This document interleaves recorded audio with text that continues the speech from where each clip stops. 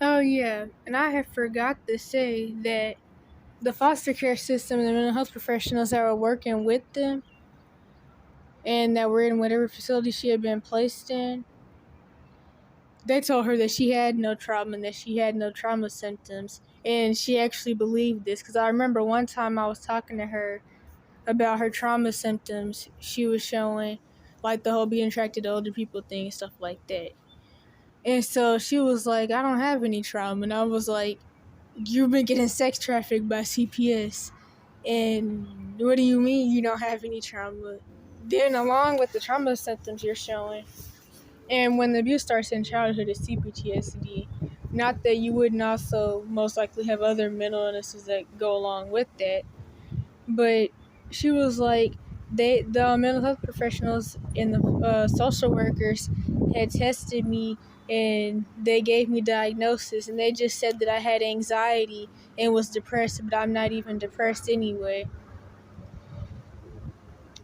So you're telling me that she really was trying to tell me that she only had anxiety, which anxiety is a symptom of CPTSD and PTSD.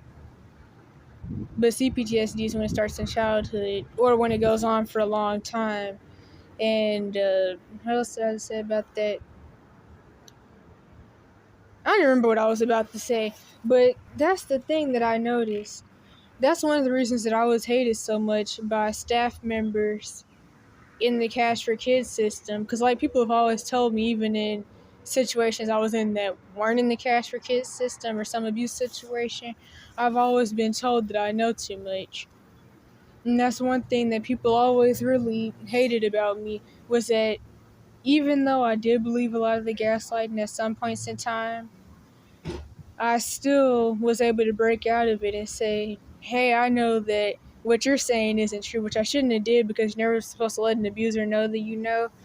But I would let it be known that I know what's going on, at least to a certain extent, because I didn't really start accepting the situation for what it was until mid to late 2020, when I started breaking free from the gaslighting with helping my dad's multiple girlfriends. But yeah, so she really was trying to tell me about how she only had anxiety, and she really believed this. And it's like, oh yeah, then they did tell her the whole ADHD bull crap, but they do that to every traumatized kid.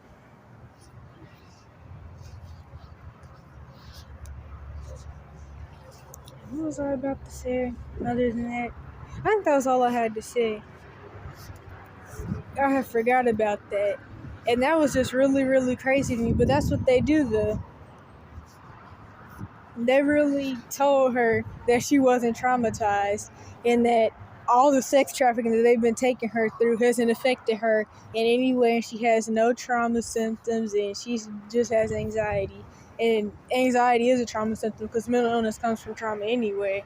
But of course, they don't admit that.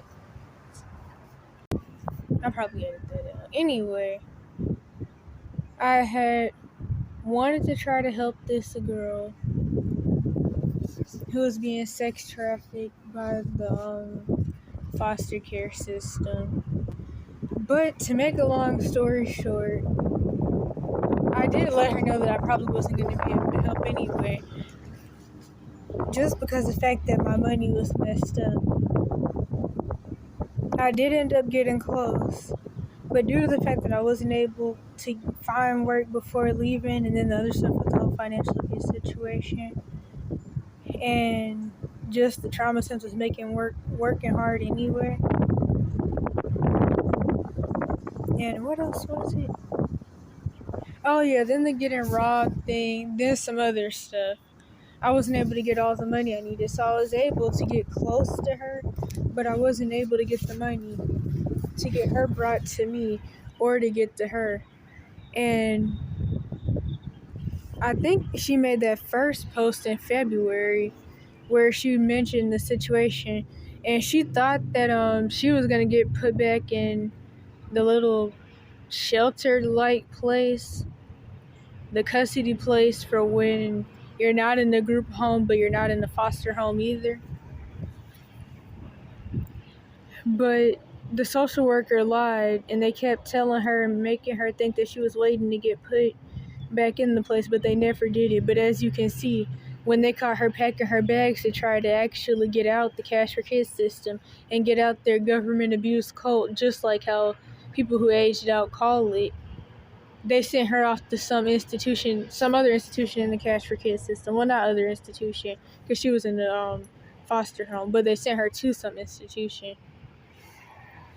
See how quick they were to send her somewhere where they can make more money off of her compared to how quick they were to get her out of the home where she's being sexually abused, like she has in every home they've put her in.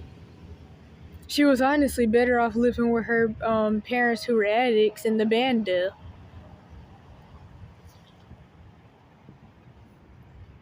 And then that's the thing.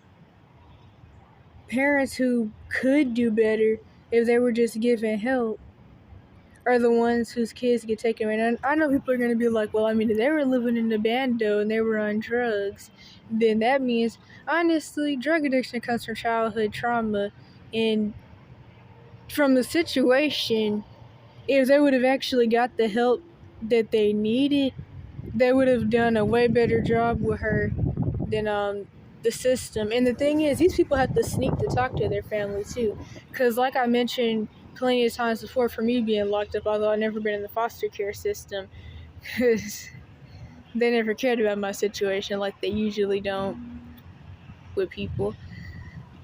I mentioned that they don't let you have any type of devices because they don't want you to talk to the outside world. And the thing is, when you're under 18, you're not allowed to just call people.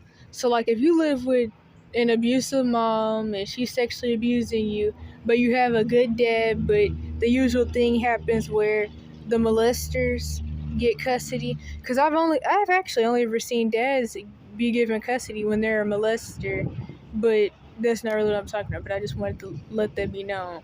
But anyway, the mom doesn't want the dad to know that the mom's sexually abusing the kid or letting her boyfriend sexually abuse the kid or whatever. So the mom can tell the mental facility or wherever she puts the kid not to let them talk to the dad. And they won't let the kid call their dad. The dad won't even know the kid's locked up. And since they're under 18, they have no right to talk to their own parent. And actually, I've seen mental facilities tell people that they can't talk to their guardians, period. So there are mental facilities where if they want to, they can tell the kid they can't talk to the person who put them in there. I've seen them do it as quote-unquote treatment plans. Now let it... I actually remember that. The girl was crying and everything. This is the place I was in. I don't remember much about that place, but this is the place I was in where I had a limerence... No. What is a limerence session? I think I had a limerence session with a therapist or something like that, but of course, they're never going to acknowledge my BPD or any of the problems I actually have, because they get paid to lie. So they make more money off the false labels anyway than they would off of any personality disorder. Sometimes. But anywho, it was this same place, and what else happened there? Oh yeah, and Mr. Brad had punched this 9-year-old into a wall, or he banged his head into the wall or something. He was crying. He had a bump on his head, and I got in trouble because when the boy called his mom, I told him to give me the phone, and I told her the truth about what happened. They were like, first of all, why are you talking to his mom? Because really, in these places, they watch you make phone calls. But the person had, the staff member walked away to go use the bathroom or something. And so the boy had a split second for me to let his mom know what happened. But anyway, of course she didn't get him out. She had issues. But anyway, what was I even talking about? Why did I bring this up? Oh yeah, I remember now. So there was this girl in there, and they told her that she couldn't talk to her mom as part of her treatment plan. But her parents, honestly, But right there, it did kind of make sense though, because at the end of the day, her parents did the usual, not usual, but the common thing that happens where mental facilities will play foster care and parents will bring their kid to a mental facility or some other part of the cash for kids system and say, I don't want them anymore. Instead of the mental facility calling CPS or something and saying that a parent's trying to basically get them to play foster parent or group home for their kid, the mental facility will keep the kid, diagnose them with something they don't have, drug them, label them, send them to some other mental facility and pass them around till 18 and to try to really drive them crazy instead of ever putting them where they're supposed to be at.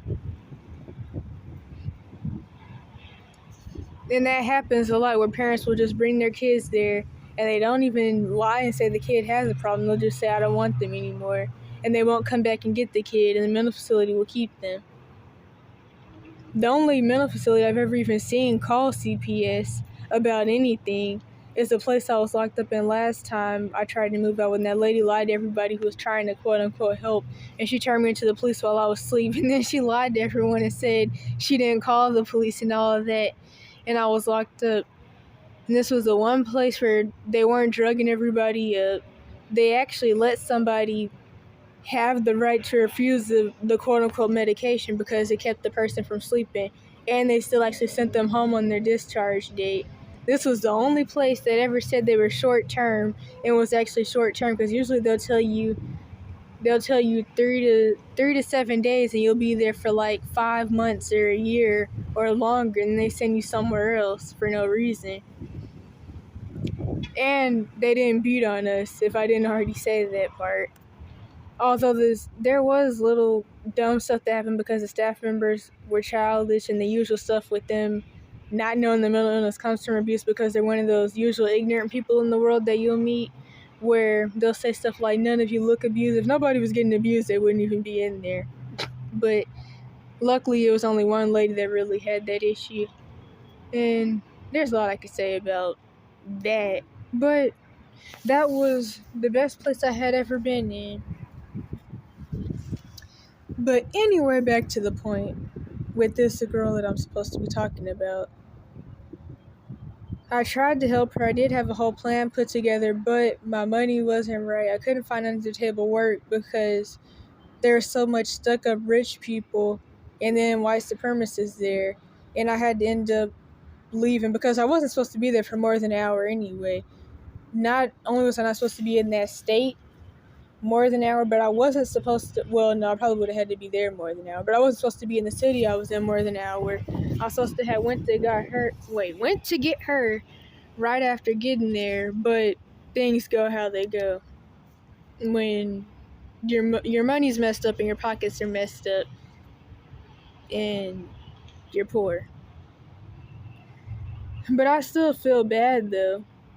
But I really don't get it though, because I don't understand why she was packing at that moment, because I did let her know. I didn't even know if I was going to be able to get the money anytime soon to get to her, bring her to me. And I thought she would have been packed, to be honest, so I really don't get what was going on right there.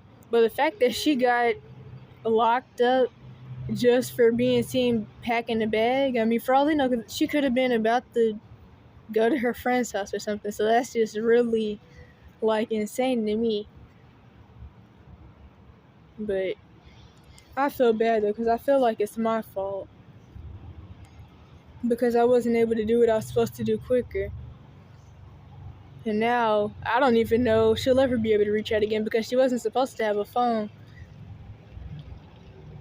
And just like this other girl's situation, although the other girl wasn't in the foster care system, she was being abused by one guardian and was trying to go to the other, but the other guardian, well, to make a long story short, the other guardian didn't really have the rights to get her, and then they were in their own little situation. And this girl that was in foster care, of course, her actual family isn't even supposed to talk to her. She has to sneak to talk to them. She had to sneak to get a phone, of course.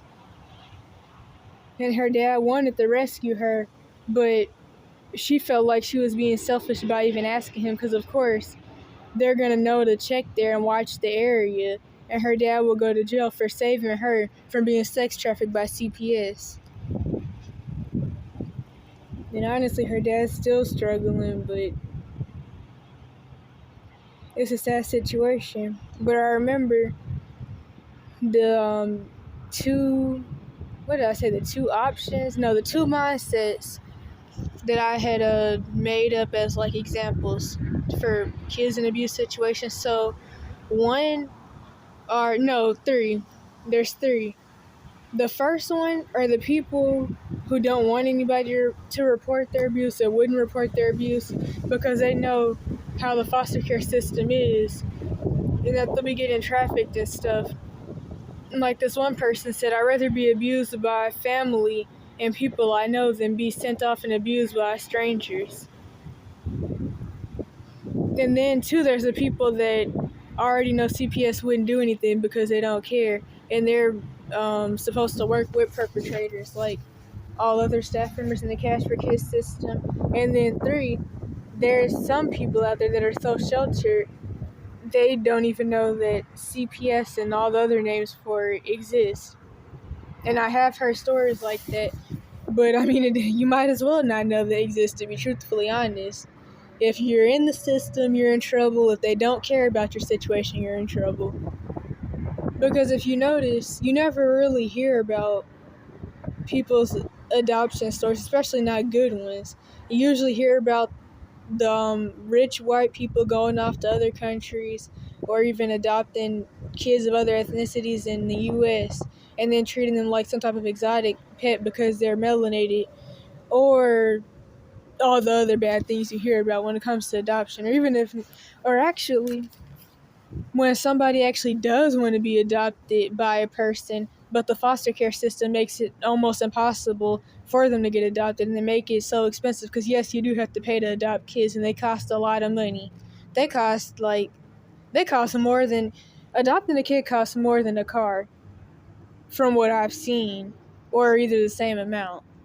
So you have to pay a lot of money for the kid. And the thing is, when it comes to foster parenting, the foster parent gets paid to babysit, I guess maybe that's the word I could use, and CPS makes money off them too.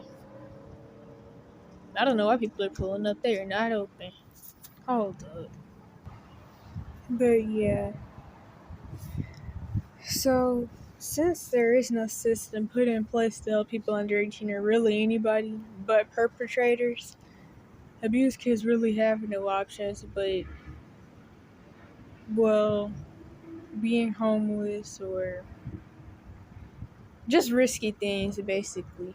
And the thing is, even if they do move out, due to the fact that they have no rights, they don't have the options of getting food stamps, what's the other thing? Mental health treatment for the trauma and all the mental illnesses they get that come from trauma. Did I already say affordable housing? Or what is it called? Income based? I might have already said that. SSI. They can barely even get jobs.